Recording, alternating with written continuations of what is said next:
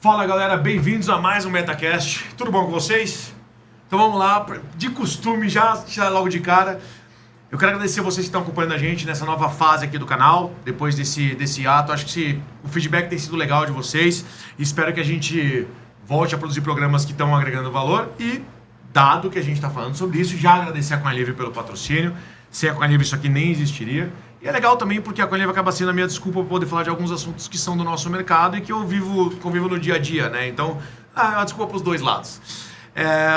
E, obviamente, agradecer ao pessoal todo do estúdio, ao Cabide, que, mais uma vez, é um cara que eu nem sei como é que ele faz, porque ele faz sozinho.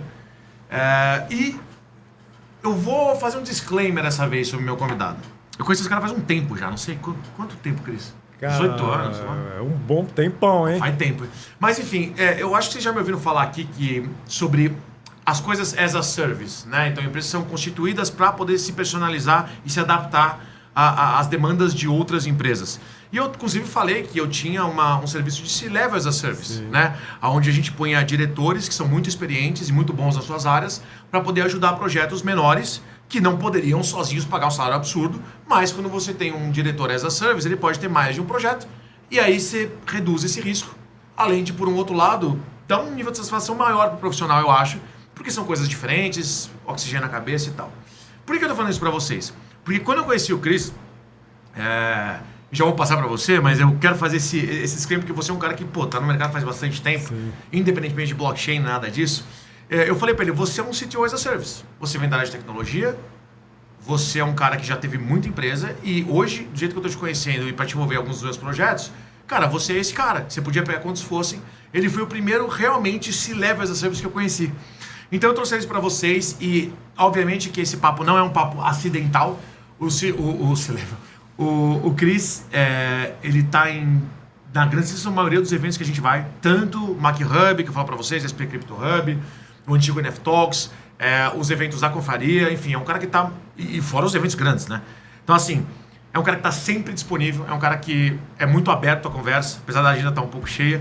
E hoje eu estou trazendo ele aqui para vocês, o nome dele é Cristóia. Vamos falar dos projetos atuais que ele está agora, porque agora não está mais nem como CTO as a Service. Sim. Mas eu queria que você compartilhasse um pouco da tua experiência. Muito obrigado por ter vindo. Graças a Deus que deu certo agora. Deu certo. E vamos que vamos, né? Bora, Jorge. Obrigado aí. Queria agradecer primeiro o amigo aqui, né? A gente faz tempo já, veio trazer aqui as conversas que a gente tem sempre, né? A única diferença é que estamos gerando a gravação, né? E de fato, né? A gente se conheceu na época em que eu era CTO as a Service, que foi uma evolução natural, né? Até para quem acho que ainda não me conhece, né? Eu comecei empreendendo lá em 98, né? Empresa de tecnologia, meio da bolha vendi, veio um doido, comprou a empresa, né? Sensacional.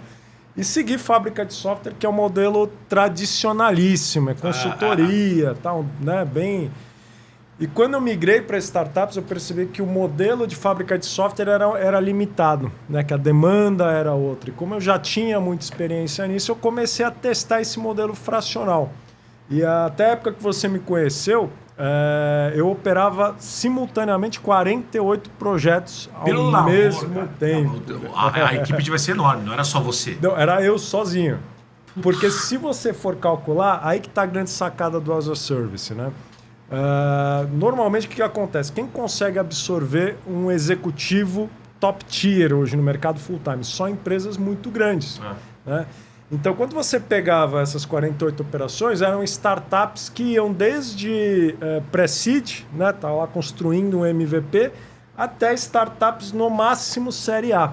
Se você juntar todos os times que estavam na minha gestão, dá um pouco menos do que eu teria de responsabilidade numa Big Corp. Porque uma Big Corp, se você pegar pega uma Big Tech aí de primeira linha, ela tem 700, ela tem 1.000 pessoas sob a gestão, né, de um líder de vertical.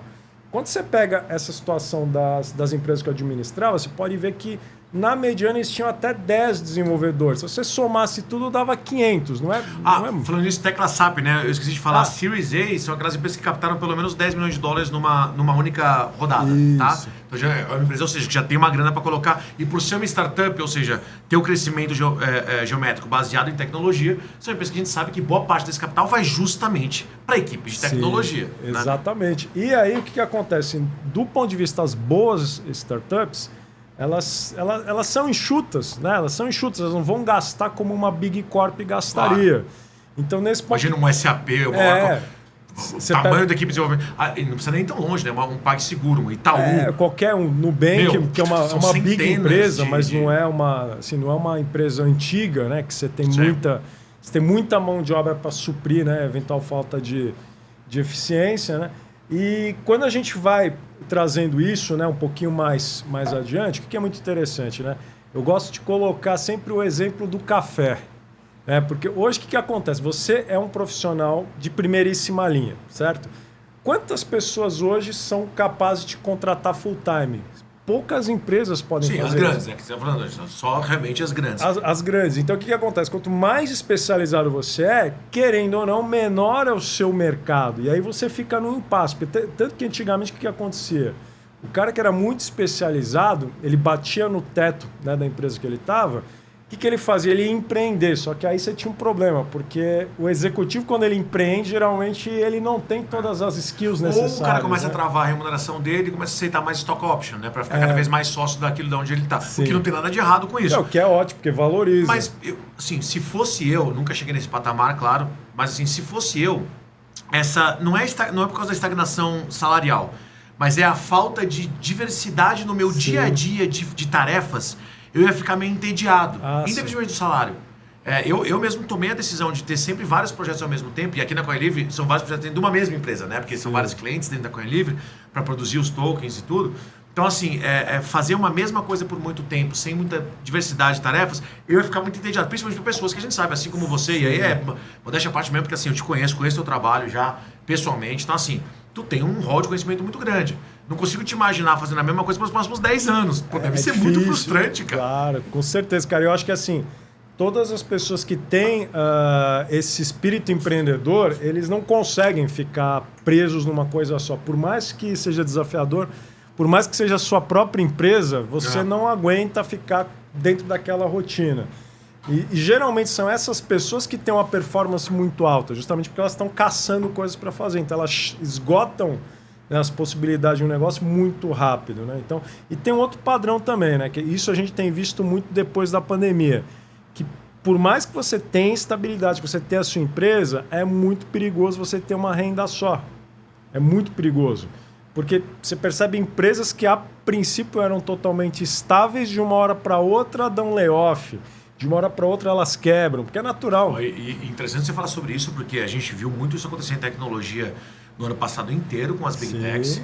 E aí depois a gente foi para a área de games, mas no final das contas, quem que foi...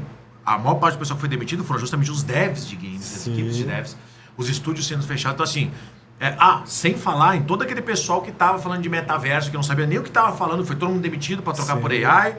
E não vai demorar muito também para o pessoal que criou a AI ser substituído pela AI que criou e ficar só os caras melhores. Então assim, a área de tecnologia, mais do que nunca, aliás, acredito hoje, né, dadas as notícias de 5 mil, 6 mil, 10 mil demitidos, né? Tem mais gente sendo demitida agora do que logo depois do boom dos apps, o boom das eu ia falar fintechs, o boom das startups. Né? Então assim, quando você tirou o joio do trigo, né, cada 10 startups sobrava uma, duas no máximo, todos aqueles devs perderam emprego, vamos dizer assim. Eu acho que tem mais gente perdendo emprego hoje do que tinha naquela época. E isso não tem nada a ver com pandemia. Aliás, muito pelo contrário. Durante a pandemia o dev conseguiu. Tanto que na pandemia, eu saltei de 48 para 150, só que aí já não tinha como ser sozinho. Claro. E aí eu comecei, acho que você até lembra, né? Que você conheceu também várias pessoas que eu formei naquela época. Não, mas é aquela várias coisa, camadas. Quando você pega um cliente novo, você está montando a área, até vou falar um pouco sobre isso depois, sobre se é especialista ou generalista, mas de qualquer maneira, você está montando a área, é a tua maior dispêndio de tempo. Comigo também é assim nos projetos. Como eu sou modelador, eu sou o primeiro cara a ser requisitado para poder, de novo, formatar aquilo. Depois do primeiro mês de trabalho, aliás, quando você vai chegando do segundo mês até o terceiro mês, já diminui as horas necessárias para aquele projeto. E aí, eu não tenho esse skill, vou ser muito sincero, de criar equipes para poder tocar. Eu sou bom com trainees. Eu gosto de pegar, treinar um trainee e tacar ele para 1, 2, 3 clientes meus. No teu caso, até de novo pela experiência que eu tinha, você punha lá os seus PMs, os seus POs para poder tocar. E eu acho que é mais ou menos essa sacada, né? Tem startups que não precisam mais da sua intervenção direta, porque você já colocou o teu conhecimento lá dentro. Agora é uma questão de manutenção. Exato, né? que aí entra, inclusive isso é bem importante, né? E aí a gente desemboca até numa coisa mais complexa que é a lei de Parkinson. Mas a gente já entrar nesse assunto, o que é muito interessante? Quando a gente pensa assim, em abordagem estratégica, você tem uma carga maior na parte de diagnóstico, implantação, depois aquilo entra em sustentação. Então, E isso é muito importante, porque uma das premissas que a gente trouxe esse ano, assim, de uma forma mais forte, é que você não deve vender horas, porque isso é ineficiente. exatamente. E que era o conceito antigo da consultoria, que é o que eu fazia na fábrica. Que é o que eu não faço de jeito nenhum. Que é o que eu percebi que era o ponto de incompatibilidade. No mercado corporativo tradicional é natural você vender horas, né? Isso é aceito. Só que quando você entra numa operação inovadora, que ela tem um ciclo contínuo muito rápido, isso é muito ineficiente. Aí é bem interessante, eu gosto de falar muito da lei de Parkinson. Né? Que consiste a lei de Parkinson aí para quem não está familiarizado? Que uma tarefa, né, um conjunto de tarefas, ela se expande até o limite do tempo disponibilizado, certo? Só que isso não é um fenômeno meramente, vamos dizer, natural. Né? Mas por quê? Se você está comprando horas de uma pessoa, o que a pessoa vai fazer? Ela pode até ter condições de terminar antes, mas ela tenta alongar a tarefa e isso é instintivo. Senão o outro lado vai entupir você de tarefa até aproveitar as horas que você tinha disponíveis. Exato. O que não é nem eficiente nem eficaz. Exato. E um outro problema, as pessoas, quando você usa as horas como medição, então você comprou a hora do sujeito. Então você vai entulhar o cara. Quer dizer, o cara eficiente, ele é penalizado com mais trabalho. O ineficiente, ele parece que está sempre ocupado. Tanto que dentro do estudo que desembocou nisso, foi feito na Inglaterra, em 1955, eles analisavam o tempo que, acho que uma funcionária lá burocrática de um serviço X lá da Inglaterra levava para escrever uma carta. E ela ficava enrolando a carta. E quanto mais ela enrolava, mais importante parecia a carta. E isso representa a raiz da ineficiência. A questão é, as empresas hoje em dia elas não podem se dar ao luxo de serem ineficientes. Ou você vai direto na geração de valor, ou você vai ficar pelo caminho. Principalmente uma startup, né? Que tem isso como principal diferencial. Com certeza. Ao contrário de uma empresa muito transatlântica, a startup justamente ela tem a capacidade de fazer manobras mais rápidas. Sim. Então, se você enrola para fazer uma tarefa, você está causando na empresa inteira. Principalmente aí no caso da área de tecnologia. Tecnologia. Né? Que é o backbone, assim, vamos dizer assim, que é a base de todo o resto que é feito numa das empresas. Né? De novo, é um motivo pelo qual aquela empresa conseguiu justificar que ela tem crescimento geométrico. Tem que ser baseado em tecnologia, senão não é uma startup, né? Por definição. Exatamente, vira uma empresa escalonável padrão. Então, o que é muito interessante? Quando você entra nisso, eu dei um nome para isso. Porque a gente conhece muito o as a Service, o Open Talent, pela Gig Economy, que eu digo que é o modelo de Open Talent dos anos 2000, que é baseado na intermediação de horas. Né? Que ele faz o quê? Ele compra a hora, é o Uber, é a uberização, é isso. Quando a gente fala de Scrum, de Agile, a maior parte das metodologias, que inclusive é muito mais utilizada por programadores do que as outras áreas, não sei porquê, né? Podia ser utilizada na produção. Podia ser para todo mundo, né? Mas enfim, você vê justamente isso. O que importa ali é a tarefa ser cumprida. Isso. Não importa em quantas horas. Se você tem lá no teu sistema que o cara tinha a meta para entregar aquilo em 5 dias, ele entregou em 1 dia, muito que bem, meu irmão. Ele precisava entregar aquilo. Isso. Tá lá a linhazinha dele lá da tarefa, tá com ok, acabou. Teoricamente, se é uma empresa justa, e eu gosto disso, eu gosto de meritocracia, cara, se o cara acabar a tarefa 3 dias antes, eu vou dar um bônus pro cara. Eu não vou ligar pro cara, faz mais alguma coisa aí. Ou dar uma descansada. Principalmente quando é um serviço externo. Sim. É diferente de serviço interno onde você pode realocar horas. Então, por experiência própria, o que eu faço? Sempre tem esse negócio, quando você vai contratar, quanto tempo de trabalho? É horrível falar horas, meio-dia e tal. Terrível. Até porque quando precisa eu vou virar madrugada. Então assim, no começo, não importa a quantidade de horas que tenha lá, eu vou fazer 2, 3 vezes mais do que foi combinado. Aí depois eu faço 2, 3 vezes menos, porque eu fiz a minha parte e agora eles nem precisam dessas horas adicionais. E quando chega no momento de maturação do contrato, ou já está numa maneira que eu tá ok, que eu vou treinar aquele trainee, explode as horas em 5 vezes mais, porque o cara vai ficar full time. Sim. Aí pergunta, quanto você cobra mais? Nada. Então eu vou dar um exemplo. Se eu ganhasse X para fazer aquela tarefa por mês, e agora, em vez de trabalhar 1 dia por semana, eu vou trabalhar 1 hora por semana para controlar o trainee, 2 horas por semana para controlar o trainee, eu posso receber a mesma coisa. Eu simplesmente pego a diferença disso, pego 20, 30% disso, pago para o trainee, e o resto é minha renda residual. Exato. E ainda tu pega às vezes um revenue share, um equity, eu prefiro o revenue share. Mas a questão é, você não precisa cobrar mais. Agora você tem uma equipe. Não, cara, agora eu tenho alguém para fazer a manutenção que eu mesmo treinei, que eu mesmo confio, daquele serviço que foi combinado. Então, para mim, isso faz muito mais sentido do que vender hora. Ah, com certeza. Cara, dependendo do meu dia, dependendo se eu tô com um Venvance no sistema ou não, porque eu tenho TDAH, cara, eu posso fazer uma tarefa complicadíssima de 3 dias em 1 hora. E pode ter dias que, cara, eu tô com tanta coisa na cabeça que aquele tempo que eu achei que fosse necessário explodiu muito. Sim. Então, o que importa é a minha capacidade e a minha responsabilidade de entregar aquilo. Se vira, meu irmão. Já é prestador de serviço? Exatamente. Mas isso é muito ao contrário contrário do que o mercado está acostumado, né? porque o mercado, eu falo que o mercado está mal acostumado com a ineficiência. Boa! Eles absorveram, só que é o seguinte, 1 hora, aquela história, a água bate na bunda. Você não pode mais. E aí não tem assim, eu vou talvez considerar. Cara, ou você entra no modelo eficiente ou você desaparece e não tem... Eu falo, Darwin é sensacional. E esse período agora, ele está cada vez mais ativo. O espírito de Darwin aqui dominou. E aí, trazendo até qual que é o meu costume, né? Que agora eu tenho ocupado muito mais cargo de board member, então eu tenho muito mais foco em desenvolver as equipes, né? Desenvolver as empresas. Então, o que eu tenho feito muito? Eu contrato geralmente a turma de base full time, porque é natural, essa pessoa sim ela tem que estar lá, porque ela está lá para fazer e aprender, né? Só que o que é muito interessante, o dinheiro que eu gastaria com um executivo full time, eu consigo montar o time inteiro. Porque eu pego o quê? Dependendo do executivo, o cara vai ganhar 30, 40, 50 pau. Cara, se pegar... Pior dos casos, 20. Em tecnologia, se eu for pegar um CTO bom, CTO de verdade, né? Que não é um tech lead disfarçado. Cara, começa em 45, normalmente bate 70. Agora, vamos lá. Eu pego 70 mil reais. Eu trago um cara as a service hoje, que eu consigo um cara primeiríssima linha desse... Cara, por esse valor, pô... Pega esse mesmo cara que custa aí 70 mil. Esse cara ele pode atuar as a service entre 8,5 e 12, tá? Que é barato, é o preço de um desenvolvedor sênior. Olha quanto sobrou de dinheiro. Aí eu coloco camada tática part-time, porque também até um certo volume você não tem necessidade de ter camada tática full-time, porque você precisa de 2. Você precisa do Product Manager e do Tech Lead no mínimo. Se falta um, já não funciona. A base, essa não, porque esse é o motor, né? O motor é o seguinte... eu vou pausar, porque eu gostei que você falou do Product Manager, o PM, que a gente fala, e o Tech Lead. Porque essa importância, gente, para quem não é da área de tecnologia, é a mesma de quando as agências de marketing descobriram que eles precisavam de uma dupla criativa.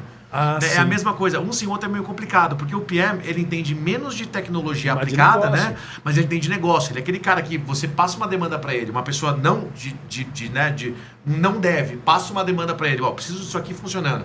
Ele precisa de um líder de tecnologia que consiga falar com todas as áreas, que esse cara ele não é dev de o Tech Lead, ele não sabe uma linguagem, ele tem que saber back, front, eu até vou entrar depois disso, depois arquitetura de sistemas, BI e tal, agora AI também, ele tem que saber um pouco de tudo para poder, literalmente, junto desse cara, entender tudo que é necessário para aquele cliente, que tem que ser microgerenciado pelo Tech Lead e macrogerenciado pelo PM. Sim. Sem esses dois juntos, você vai precisar de um PM que seja dev também. Esse cara é caríssimo. Esse cara já é um cara quase diretor, Exato, porque o cara, quando ele domina as duas partes, ele já não é mais tático, ele já virou C-level, ele não vai trabalhar pelo mesmo preço.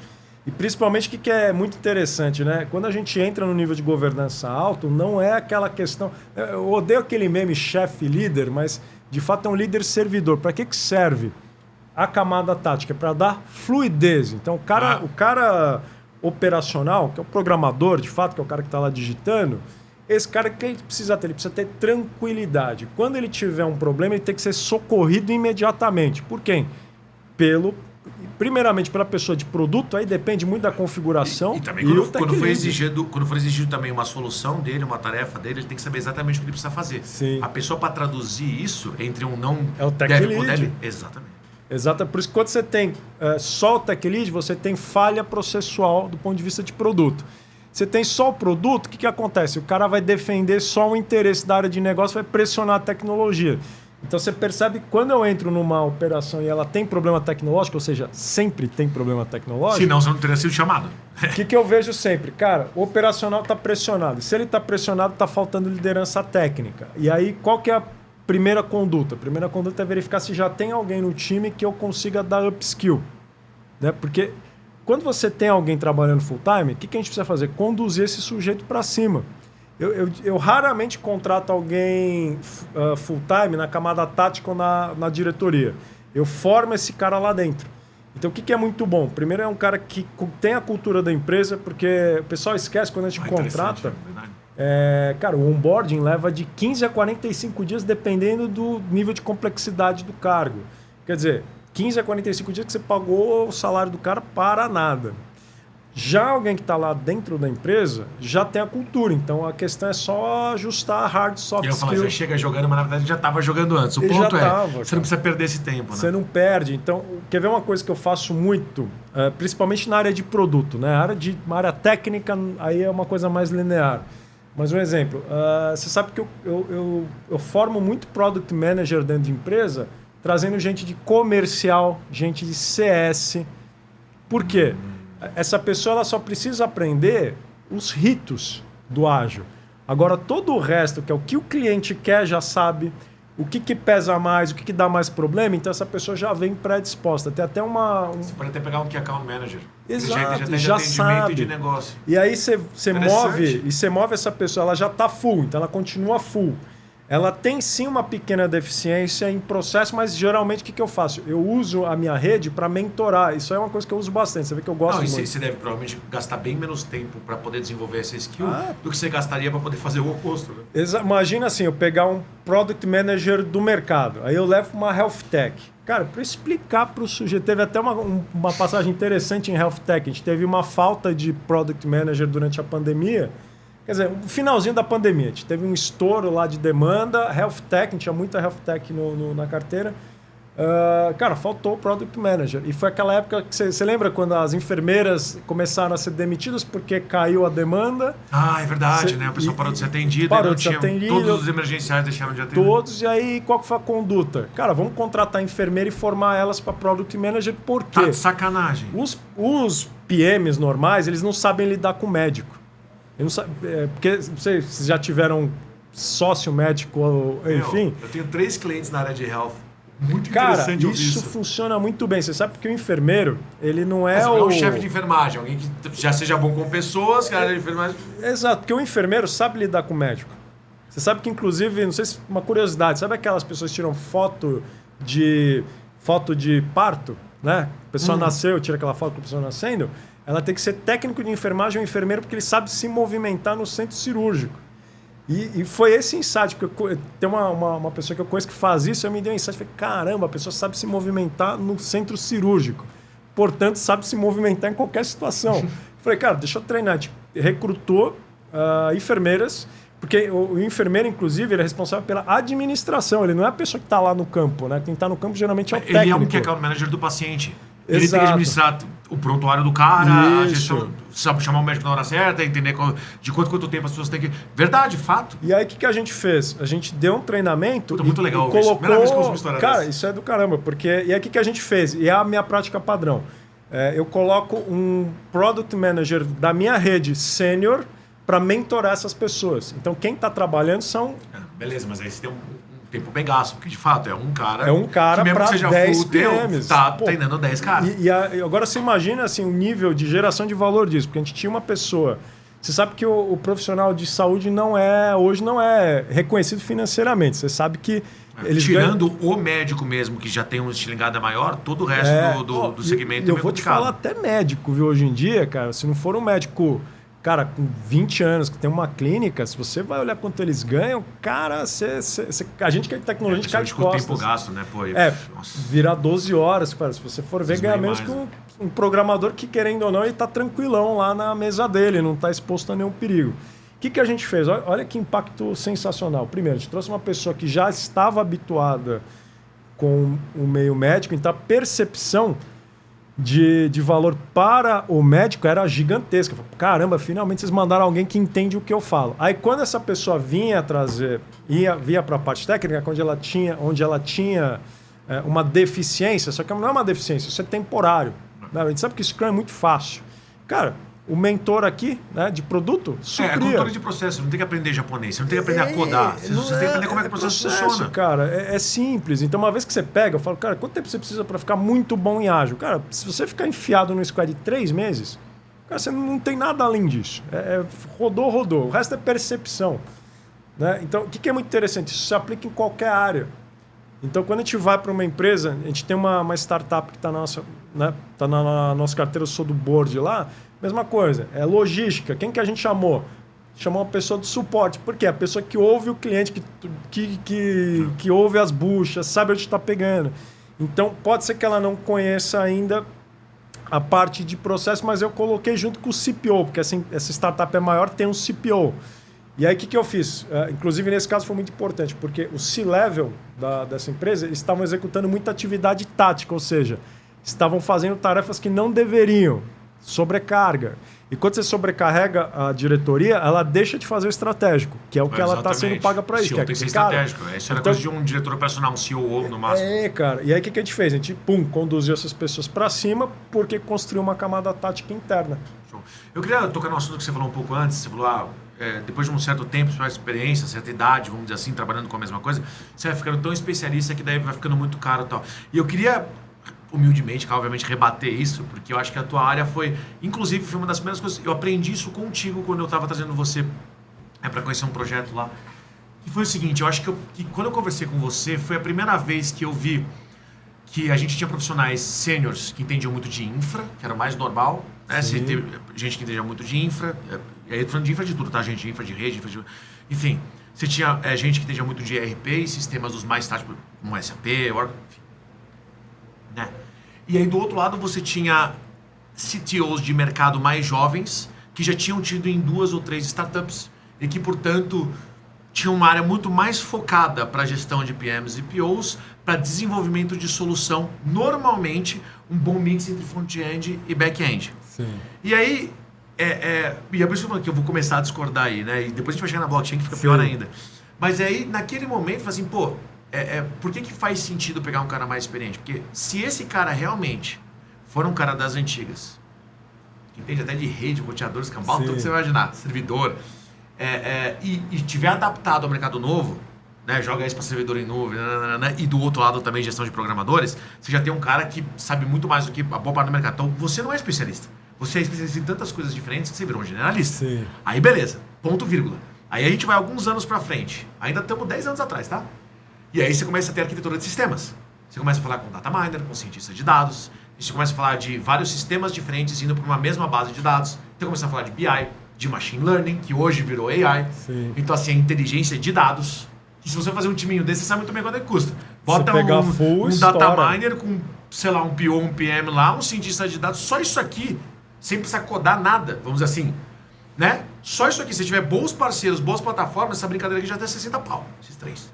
Mais os sistemas atrás. Então, assim, já vamos para a terceira. Agora a gente está falando de armazenagem, arquitetura de sistemas e gestão de informações, que dá dinheiro. Uma informação bem gerida, sem falar nada de ninguém, LGPD, isso aí dá contratos para clientes gigantescos. Então já são 3 coisas gigantes. Nem cheguei em blockchain ainda. Então, por isso que eu tô falando, eu tô discordando. Tu é tão especialista em tanta coisa que tu vira generalista. Você sabe a solução completa. Isso que é difícil. Você acaba entrando em negócio, você sabe até esse ponto que você trouxe. Em tecnologia isso é muito sensível, inclusive, porque eu costumo falar que tecnologia é igual um carro, cara. Então você tinha o cara que antigamente mexia em motor de Fusca.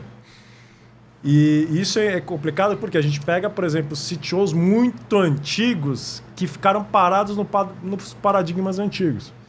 Então a gente pega, por exemplo, aquelas stacks que tinham, aqueles client-server dos anos 2000, e essas pessoas têm... Servidor, máquina, no máximo rede e sistema, era isso. E aí tinha o SQL profundo também, mas que não era esse conceito hoje de ciência de dados, né? Então, essa galera que é técnica demais é a mesma coisa que o cara que era mecânico de Fusca. Então, logicamente que os Fuscas não desapareceram.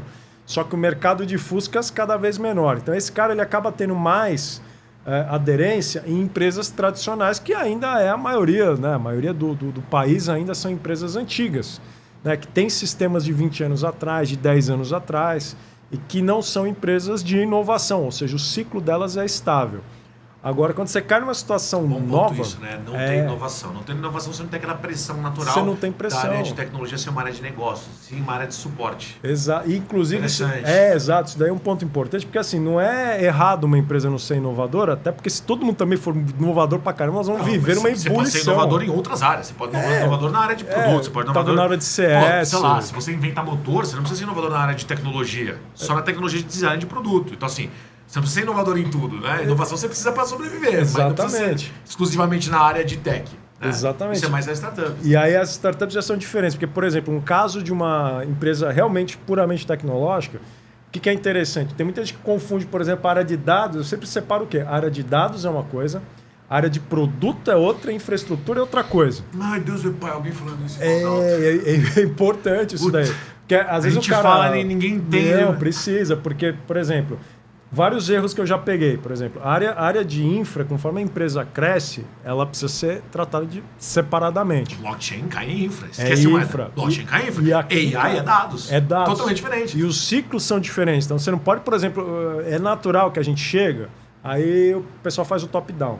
Cara, põe todo mundo no mesmo ciclo de sprint. É diferente as velocidades. Homologa tudo ao mesmo tempo. Tu tá louco? Não dá. São áreas Você está migrando a tua tecnologia para poder fazer segurança de dados e criptossegurança dentro da blockchain. E ao mesmo tempo você tem que entregar o front do aplicativo. Não existe isso. E aí no máximo você coloca com ressalvas, aí, por exemplo, smart contract você pode balancear, mas geralmente fica desse lado aqui.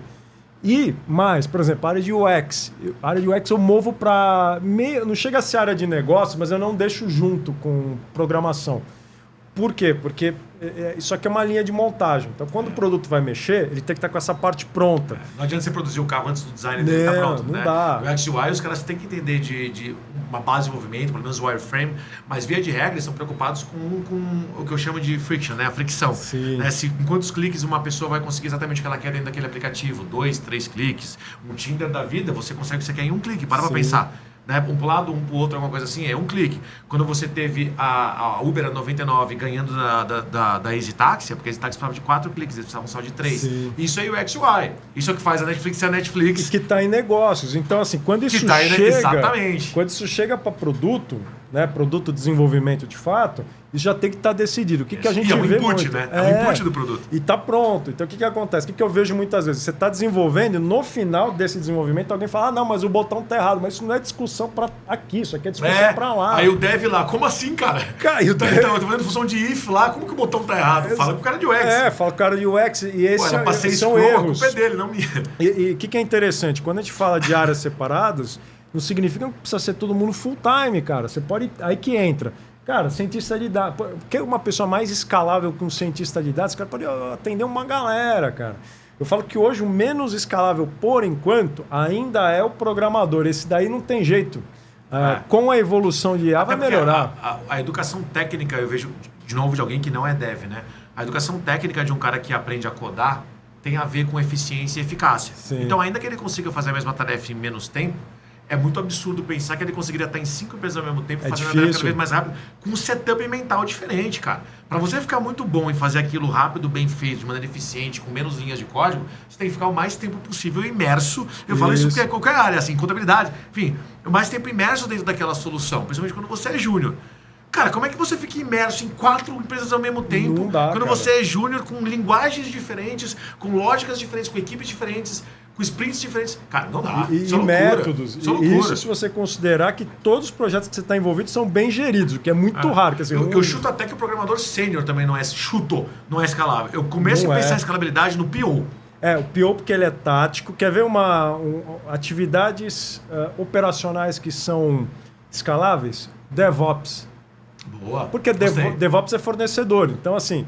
Cara, mas você pode ter um DevOps mais júnior também, mas de fato eu concordo contigo, faz porque sentido. DevOps raramente eu internalizo. Então o que eu faço? Eu tenho uma rede de DevOps da minha confiança que eu achei que ele precisa fazer. Ele sobe e depois sustenta. Quer explicar pra galera? Porque às vezes essa é uma posição, tipo, o que um DevOps faz? A gente fala de front, back, UX, às vezes o pessoal sabe, mas DevOps é uma coisa mais técnica. DevOps é uma coisa que, vamos dizer, está mais popularizado hoje com nuvem. Porque antigamente, como é que se fazia lá nos tempos? Quando eu comecei, você tinha que comprar um servidor. Você pegava $25 mil e comprava um super micro de hack. Aí você ia na local web e alugava uma gaveta. Você tinha que alugar a gaveta. A gaveta tinha um adesivo que era o seu nome lá. E aí você colocava o seu servidor, subia, tinha um cara lá que você pagava que subia o sistema para você. E aí, beleza. Aí como que era naquela época? O cara que cuidava de servidor era um cara de infra pura, era um cara de Linux, um cara de Windows 2000, beleza. Com nuvem, isso mudou. Então, o conceito de... Você não instala mais um sistema operacional hoje em dia. Então, você tem serviços. Então, a função desse cara, que antigamente era um instalador de sistema operacional, ele subia, lembra? O IP Tables subia na mão, que era o firewall da época, era direto na máquina. Esse cara, ele passa o quê? A virar quase um programador, porque hoje em dia existe muito script em Amazon, em Azure. Só que, além disso, o que mudou? Então, além da infraestrutura hoje ser um conjunto de serviços especializados, a forma de se desenvolver software mudou. Hoje em dia, você tem um conceito chamado pipeline. Então, o que acontecia? Antigamente, você desenvolvia na época dos executáveis, lembra aquele que você disquete e tal? Você fazia o código, você testava na sua máquina e você fazia um delivery. A coisa era... Você tinha o Git, mas Git tinha os outros controles de versão da época. Hoje em dia, o que acontece? É automatizado. Então, o cara terminou lá o trechinho dele, ele submete para o tech lead revisar. E conforme ele aprova... Ver se tudo está... se uma coisa está... conversando com a outra. Antigamente, assim, bota o disquete do Word. Só o Word tem que funcionar. Hoje não tem que conversar com nada. Não tem que conversar com nada. Era separado. Só o drive. E o que é importante? O detalhe é que assim, esse processo que eu estou descrevendo é o processo ideal. Todas as minhas operações rodam isso, mas não é todo mundo que faz, deveria. Que ele tem ambiente de desenvolvimento, ambiente de homologação e ambiente de produção. Que é o que deveria ser. E aí, o que é um ponto super importante? Você sabe que o ambiente de produção, nenhum humano pode tocar nele. Por exemplo, a primeira coisa que eu pergunto, você tem... Às vezes eu pergunto só de sacanagem, dá para você acessar a base de produção aí? Dá. Tem um erro. Não deveria. Em tese, a base de produção teria que ser isolada ou, sim, cara, acessível pelo CTO. Até onde eu entendo, a área de teste, o ambiente de teste é onde você vai imputando as linhas de código para ver o que está acontecendo ali e vendo se ele está fazendo aquela função. Aí tu vai para a homologação e quando você imputa aquelas linhas de código dentro do que você já tem hoje para ver se elas estão conversando. E depois a área de produção é quando ela já está rodando e ninguém deveria conseguir mexer lá porque senão deve dar um bug do absurdo. Imagina você mexendo no app do Itaú e enquanto o cara tá mexendo no botão que você está clicando. É óbvio que tá ruim. E rola dessas coisas. E o que acontece no ambiente de homologação? Tu tá dirigindo o carro enquanto o cara tá mexendo no motor. Com o mecânico no motor. Apesar que eu já vi isso. Os caras ficam acelerando lá. Já vi em Fusca, né? Que o cara fica sentado no para-choque. Inclusive, vou dar um exemplo tosco aqui, mas quando eu tive que contratar o meu DevOps aqui, eu ainda não entendia muito bem exatamente o que o DevOps fazia, porque, de novo, não vim dessa área. E aí eu criei para mim uma analogia que eu falei, acho que é mais ou menos isso aqui. Eu sou um cara muito desorganizado, cara. Quando eu paro de usar, eu faço muito rascunho, eu anoto muita coisa. Aí eu pego essa folha, se eu não estou usando mais, se eu não estou mais com o cliente, eu pego e guardo numa gaveta. Então, umas 2 gavetas dessas que é uma total e completa zona de papel. Qual que é o problema disso? Primeiro, eu não sei a ordem que eu guardei aquilo e eu não consigo extrair aquela informação rápido. Se eu tiver que pegar um papel do passado, cara, vai ser um dia para procurar o papel lá. Quando eu falo, o que o DevOps faz? É aquele cara, para mim, né, na época eu falei, é aquele cara que consegue pegar as informações que estão sendo produzidas nos mais diversos ambientes possíveis, organiza de uma certa maneira que não só aquilo faça sentido para quem está olhando, mas que ele possa pegar aquela informação de volta, seja lá para o que for.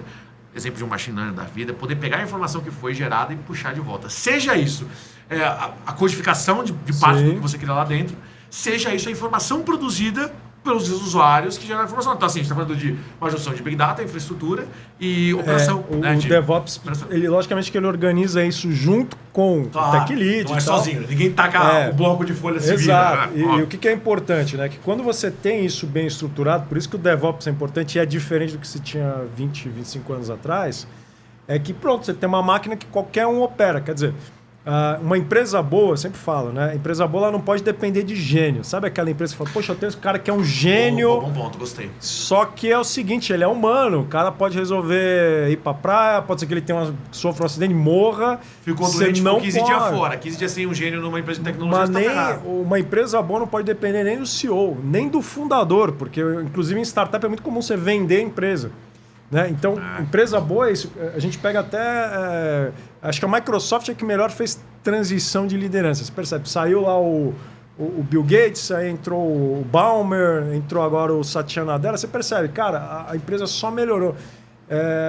A Apple talvez tenha sofrido muito porque o fundador era muito forte, era muito carismático. Eu acho que a Apple só não sofreu tanto porque a base do que a Apple fazia não era ser ter o sistema operacional mais avançado, era algo que dependia do gosto dele e da simplicidade daquele uso. É o que a gente chama, em partes hoje, de UX UI, só que ele fazia isso para devices também. E, obviamente, para o sistema operacional dele. Sim. Então, esse gosto pessoal que ele tinha, acima até do Wozniak, enfim, Esse gosto pessoal que ele tinha de tentar simplificar e aquele jeito maluco que ele tinha, fazia com que aquilo saísse daquela forma. Depois que ele saiu, dá pra ver. Hoje, a Apple é repeteco. E eu era um Apple boy, tá ligado? Virou repeteco do repeteco. De uma versão pra outra, eles não mudam quase nada. A primeira diferenciação que eu vi agora foi no raio do óculos. Que mesmo assim não foi invenção deles, como foi o iPod. Porque já tinha o... Já tinha o Quest, inclusive. Só que agora eles fizeram da maneira Apple de ser. Sim, que é mais bem acabada, bonitinha, né? mais bem acabada, com mais funções, com coisas mais fluidas, que você pode enxergar, que não é tão pesado. Então, assim, eles melhoraram baseado na experiência de usuário que eles têm num objeto extremamente premium. Sim. Então, nesse caso, eles não sofreram tanto, acho que justamente era posicionado de uma maneira diferente. Mas não daria para imaginar isso por uma empresa como a Microsoft, que tem tantas linhas, games, que tem software, que tem hardware, que bom, tem tudo. A Microsoft tem tudo, né? Tem tudo, seria impossível ter um cara centralizador assim. É o meu gosto e dane-se. Que meu gosto e dane-se, cara? Se tu é um puta programador, o que você entende de jogos? Talvez você não entenda absolutamente nada, né? Eu acho que até esse reposicionamento de Microsoft, a gente lembra, né? Eu comecei nos anos 90, a gente odiava a Microsoft, né? Porque não funcionava, cara. Linux funcionava. Pô, Linux, a gente foi pela linha do Linux, né? A cloud toda foi construída em Linux. Mas a gente percebe que, primeiro, quando o Bill Gates saiu, eu senti um pouquinho assim, Bill Gates saiu, então saiu aquela Microsoft dos anos 70. Entrou o Ballmer ainda é um cara meio 90, assim, né? Meio 90 e tal, ainda ficou enrolando. Mas entrou o Satya Nadella. Esse cara foi o que mudou o posicionamento geral da Microsoft para uma empresa realmente, cara, generalista. Ela está em todas as áreas apoiando tudo que funciona e pronto, você tem liderança. Que foi um drive muito parecido da Samsung. A Samsung, a Samsung concorre com a Apple. Cara, a Apple usa processador bateria da Samsung. A Samsung não é especializada no device para concorrer com os outros devices de ponta. Ela consegue fazer? Claro que ela consegue. Mas ela é quem fornece as peças para tudo isso acontecer. Que eu acho que é um modelo, inclusive, que a BYD faz, né? Você tem a Tesla. A Tesla, inclusive, logicamente que ela... A Xiaomi é um melhor exemplo do que a BYD. Acho que a Xiaomi tem tudo. Inclusive, para quem não sabe aí, a tem Xiaomi... até aspirador, né? Então, mas esse é justamente o ponto. Nenhum celular da Xiaomi, de nenhuma das linhas dela, dá lucro. Todas são vendidas ou pelo custo, igual a impressora. Na verdade, a impressora dá prejuízo. Ou com prejuízo. Por que isso? E é aberta essa informação. É que ninguém vai atrás. É aberta. Eles não têm lucro com nenhum celular. O celular game, nenhum celular. Por que isso? Porque o objetivo deles era estar na casa das pessoas. O objetivo deles era vender casa inteligente. É o vaso que esquenta, é a lâmpada que tem a Alexa deles, que tem o controle. Eles queriam vender home appliance. Só que para poder chegar em home appliance no mundo inteiro, ela precisava chegar com alguma coisa que fizesse muita diferença. No caso, um celular vendido a preço de custo. E com um bom software por trás. Sim. De fato, isso eles fizeram brilhantemente. Brilhantemente. Agora, tudo que eles lançam... Poxa, a Xiaomi está lançando uma marca que vai capotar até a BYD de carro elétrico. Eu vi. Eles já falaram os valores. Cara, a gente tá falando de carro que, assim, não é que dá um pau no Model S da Tesla. Não é que dá um pau. É 1000 vezes mais lindo. O carro ele tem painel de LED por fora, por dentro. Ele se adapta a você chegar perto, ele faz sei lá o que raio. O carro mais top de linha é mais rápido que uma Lamborghini, é 2,7 segundos de 0 a 100. O motor, se não me engano, aguenta 650 km. Que raio é isso que está acontecendo? Carrega mais rápido, com 30 amperes, e vai custar o top de linha. Aqui no Brasil vai chegar por 300 mil reais. Cara, vai bater com o Seal. É mais barato que o Dolphin, da BYD. Mas claro, eles já conquistaram o público por isso aqui. Sim. Eles não estão chegando que nem a Tesla chegou só com um produto. Eles estão chegando para arrebentar o mercado. E a Xiaomi, ela tem essa percepção de marca. É muito bom e muito barato. Pois é, que é diferente de uma Cisco, de uma Huawei da vida, que já entraram topo de linha em software, não sei se tanto em hardware, não gosto tanto só, mas em software com certeza, e sempre venderam tudo a um preço muito mais alto. Sim. Quem que pode comprar aquilo? Tudo bem, são empresas grandes? Claro que são, mas normalmente está falando de escritórios, Sim. de ambientes, nunca vai chegar, nunca. Mas é muito difícil chegar na casa de uma pessoa normal. Sim. Não vai chegar, você não vai comprar um celular da Huawei, cara. Vai ser, a não ser que eles mudem muito o posicionamento. Agora olha o que a Xiaomi fez. Tô falando de braçada. Sim, a LG tem o mesmo problema. Não foi pela mesma linha da Samsung, não tem hardware próprio. Aliás, não tem componente próprio. Monta o hardware com o componente dos outros. Vai estar sempre fadado ou o teu software é muito bom para dar um pau nos hardwares alheios, ou vai perder mercado. E perdeu. Exato. É aquela história, ninguém compra positivo porque quer, né? Boa. Boa. Então é muito legal ver esse posicionamento de uma pessoa que realmente vê a operação de cima para baixo. E mais interessante ainda é ver um cara que vem da área de tecnologia com uma visão tão ampla de produto. Então, enfim, queria fazer uma pergunta um pouquinho maior para você, mas de qualquer maneira, eu falei para você logo no começo aqui pro pessoal, né, que você atuava como CTO as a Service, você falou de uma porrada de projeto. E aí agora você não é mais um CTO, você é um CEO e não mais as a service. Você está com um projeto próprio. Exatamente. Explica um pouco mais, faz um pitch do que é a tua empresa. Sim. E depois me fala o que mudou do teu dia a dia. Agora que você tem que focar em uma coisa só, vamos dizer assim. Na verdade eu continuo com vários projetos, mas tem um que me chamou a atenção e que inclusive tem tudo a ver com o que eu fazia antes, né?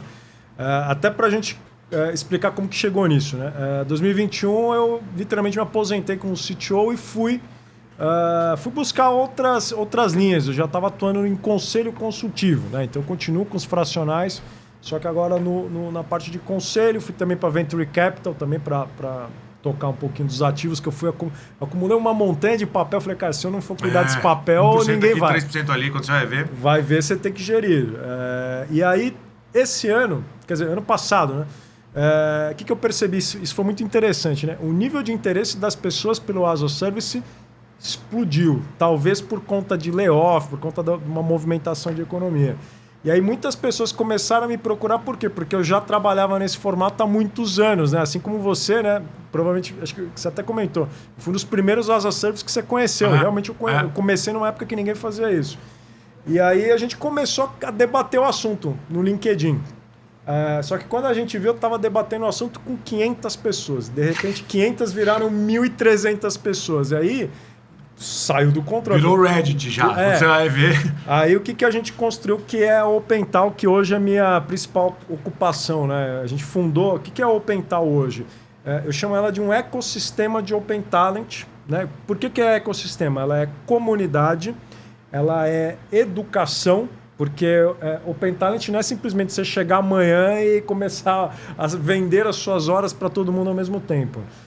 E parcerias e conexões, né? Só que um hub. É um hub. Acho que o conceito... É um hub de diretores e pessoas que têm valor a agregar para as empresas. Exato. E tanto que assim, a gente optou por não ser um marketplace, porque a nossa concepção é o quê? Entendi. Que o gig economy, que é o que se tinha nos anos 2000, era um limitador. Porque eu trabalhei muito, né? Eu fui CTO de vários marketplaces. Você lembra que teve o boom dos marketplaces aí uns 10 anos atrás? Não adianta você só botar um filtro lá. Eu quero um CFO com tal nível. Não adianta só. Não dá. É melhor você centralizar, fazer uma curadoria do projeto para poder já pré-filtrar e indicar as pessoas que são mais prováveis de poder resolver. Exatamente. E a gente também quis fazer o seguinte, a gente veio de um conceito que aí entra aonde que isso cruza com Web3. A gente não quer ser um intermediador, um empecilho para as pessoas, a gente quer orquestrar isso.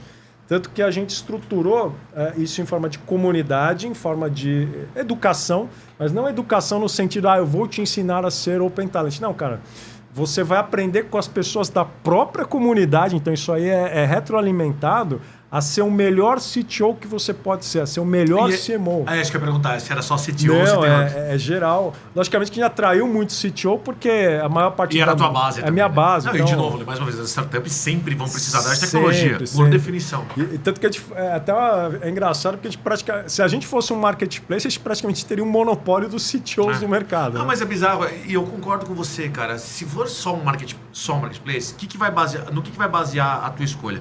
O número de estrelinhas, o valor por hora, tal. E na verdade não é bem isso. O que impede você de ter um CTO novo que acabou de entrar, que é excelente, que é muito bom, e que não tem avaliação nova. ainda, que não tem e que o preço dele é mais alto, e fosse o cara perfeito para aquilo? E você nem sabe quantas horas aquele cara vai pôr para aquela empresa para ver se vai ser mais barato ou mais caro. Sim. Então, deixar na mão do contratante escolher exatamente o que ele quer, dado que se ele soubesse exatamente o que ele quer, o que ele precisa, ele não estaria correndo atrás do serviço. Né? Ele teria contratado ele mesmo. Exatamente. E aí então, veio o acho ponto. que é muito inteligente isso, fazer essa curadoria. Faz a curadoria, mas um ponto mais importante ainda, o que a gente fez? Esse modelo Gig Economy, eu falo que ele trata as pessoas... Cara, já entra, Quando você tem muito CPO lá? Cara, CPO tem menos do que CTO, tem muita gente de receita de marketing, de RH. CPO. Cara, eu vou botar a grid lá para dentro e já colocar os nossos. COO as a Service tem uma demanda gigantesca, a gente só tem 2 lá. COO, CPO, às vezes E olha a grande sacada que foi o ponto que falei, cara, a gente tem que ser diferente. Porque eu acho que as pessoas não podem ser tratadas igual presunto, sabe? Sabe, eu vou contratar esse cara porque ele tem 5 estrelas, porque isso aqui no final... Dá fatia, já ver se é bom, não é assim que Não. E aí o que a gente fez? A gente estruturou isso no modelo de DAO. Então o que a gente faz? A gente empodera as pessoas a gerarem negócios entre si. Nós aqui, como catalisadores, estamos sempre trabalhando. E ao invés da gente monopolizar a distribuição, a gente traz todo mundo que gera demanda para junto da gente. Então isso cria o que é uma máquina. Então assim, por exemplo, eu estava até falando qual que é o problema da gig economy. Se você pegar a maior parte dos marketplaces de mercado, eles só conseguem gerar demanda para 30% da base. E os outros 70%? Tem um viés ainda.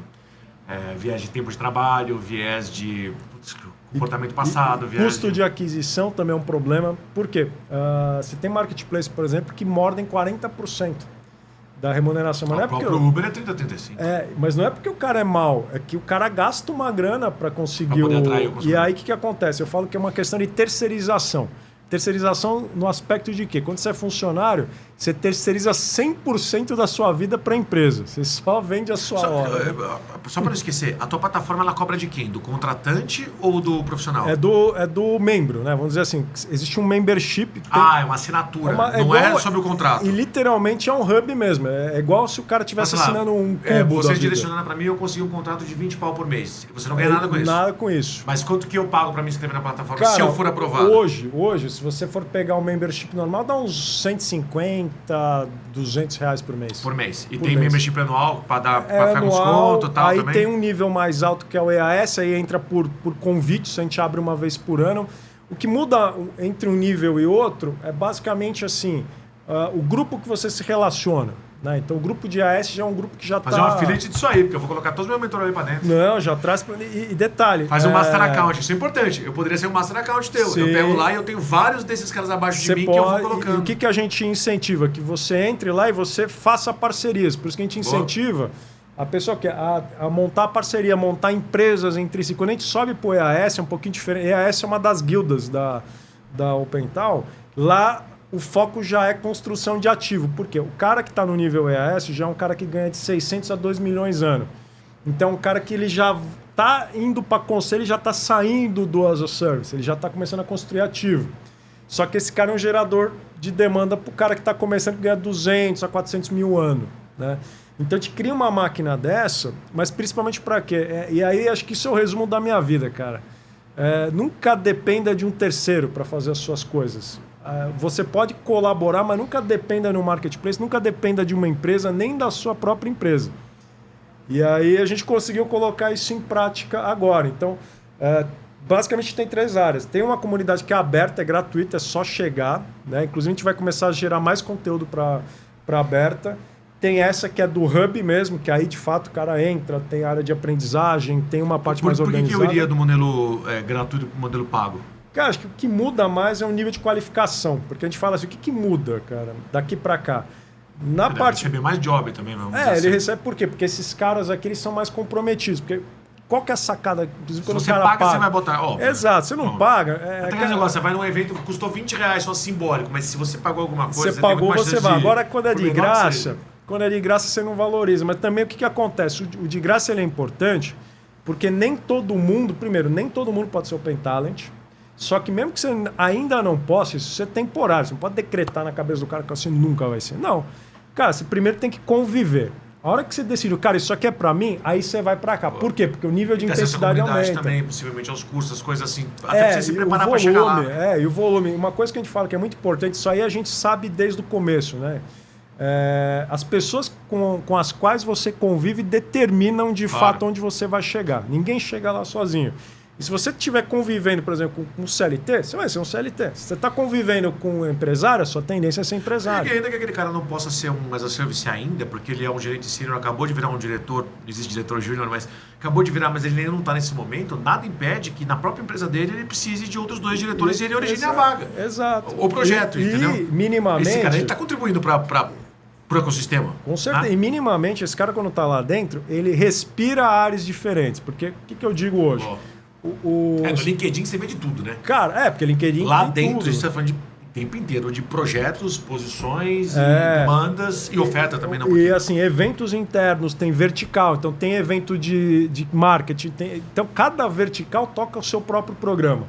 Mas onde que está a grande diferença quando a gente fala de alguém que está dentro da comunidade? Ele entende o que é geração de valor, então ele pode aplicar isso na empresa dele imediatamente. Se ele nem for Open Talent, mas ele já adquiriu essa mentalidade, o desempenho do cara já muda.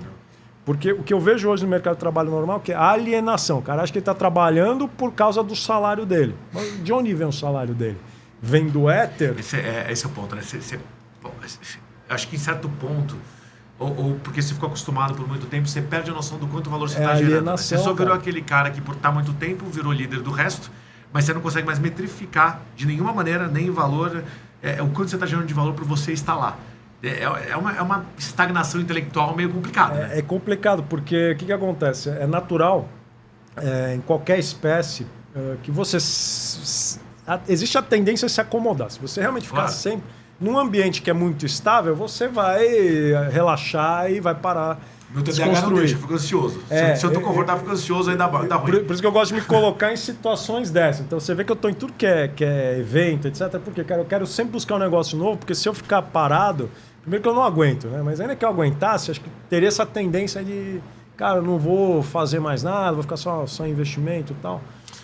Cara, assim, desculpa te interromper, infelizmente a gente está no final, mas eu queria fazer mais uma pergunta que, infelizmente, tem mais a ver com a tua área de tecnologia do que com o resto. Mas tudo bem, já que você está com uma plataforma agora que está intermediando isso de alguma maneira, acho que a pergunta meio que permanece aqui.